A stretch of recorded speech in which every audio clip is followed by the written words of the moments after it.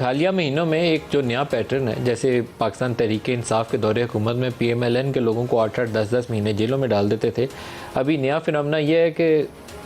6 دفعہ ضمانتیں ہو جائیں، بندہ نہیں چھوٹنا یا تب تک جیل میں رہنا ہے جب تک وہ پی ٹی آئی کو مذمت نہیں کر دیتا۔ تو اعظم خان کے اوپر بھی یہ سوالیہ نشان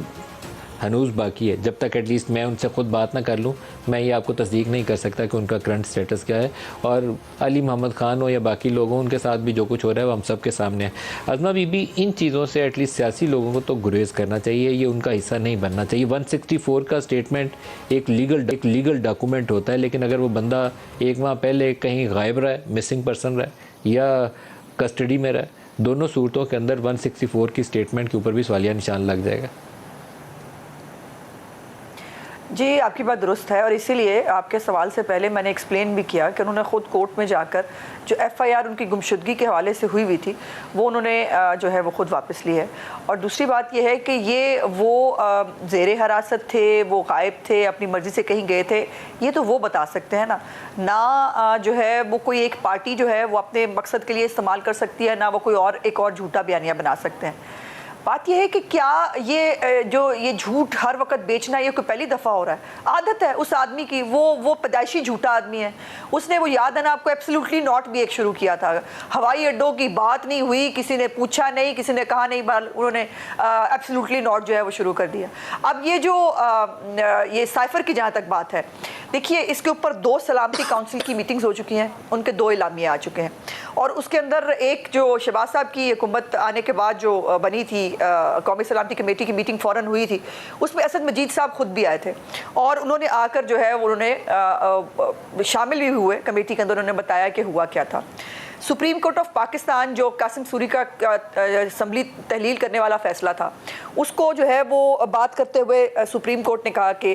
بیرونی سازش والی کوئی بات نہیں ہے، اور لیکن وہ شخص پھر نہیں مانا۔ اس کے بعد امریکہ جو ہے وہ بھی بہت دفعہ اس نے آ کے خود کہا کہ جی ہمارا کوئی تعلق نہیں اس سے، اور ہم اندرونی معاملات میں نہیں پڑنا چاہتے، لیکن چونکہ اس کا یہ پرانی عادت ہے جھوٹ بیچنا اور اس کے اوپر اپنی جھوٹ کی ایک عمارت قائم کرنا،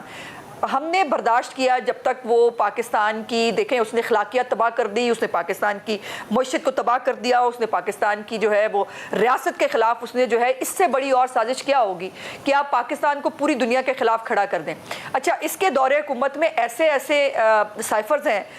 ندیم ملک صاحب آپ کے نالج میں بھی ہوں گے، جو بہت سارے ملکوں کی طرف سے آئے، جس میں اس حکومت کے بارے میں کیا کیا، جو عمران خان کی حکومت تھی، کیا کیا نہیں کہا جاتا رہا۔ ایک کو تو آپ نے کوٹ بھی کر دیا کہ ایک طرف پیسے لے رہا تھا، دوسری طرف ایک ملک میں جاتا تھا، دوسرے کے خلاف جا کے وہاں چغلیاں کرتا تھا عورتوں کی طرح بیٹھ کے، اور یہ اس کو پتہ ہی نہیں سفارتکاری۔ آپ نے کب یاد ہوگا محمد بن سلمان جو ہے وہ بیٹھے ہوئے ایک فنکشن میں، وہ جب آئے تھے پاکستان، جب یہ گاڑی چلا کے ان کو ڈرائیور بنا کے لے کے آیا تھا، وہ ایک پروگرام میں بیٹھے ہیں اور یہ کھانا کھا رہا ہے ساتھ بیٹھ کے، اس کو نہیں پتا کسی کی طرف جو ہے وہ پاؤں رکھ کے نہیں بیٹھتے، ایٹیکیٹس آداب نام کی کوئی چیز اس شخص کو چھو کے نہیں گزری۔ لیکن پرابلم یہ ہے کہ جو بات جس کا پورے فسانے میں ذکر نہیں تھا، اب منٹس تبدیل کرنا اعظم خان صاحب کی آڈیو سے ثابت ہے،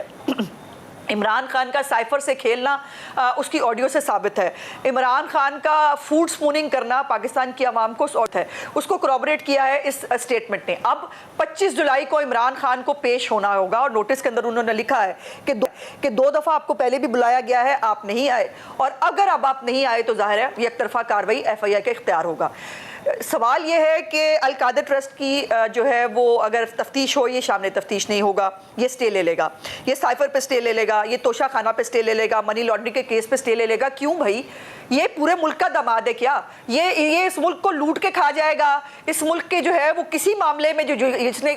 حرکتیں کی ہیں اس پہ اس کو نہ پوچھا جائے، اس کو جو ہے وہ ہر بات پہ اس کو ایک بلینکٹ دے دیا جائے۔ پھر افسوس کی بات یہ ہوتی ہے کہ ہماری جو اعلیٰ عدالتیں ہیں وہ جو ہے وہ اس کو دیکھ کے کہتی ہیں، 9 مئی کے واقعے کے بعد بھی کہتی ہیں گڈ ٹو سی یو، اور ان کو دیکھ کے خوشی ہوتی ہے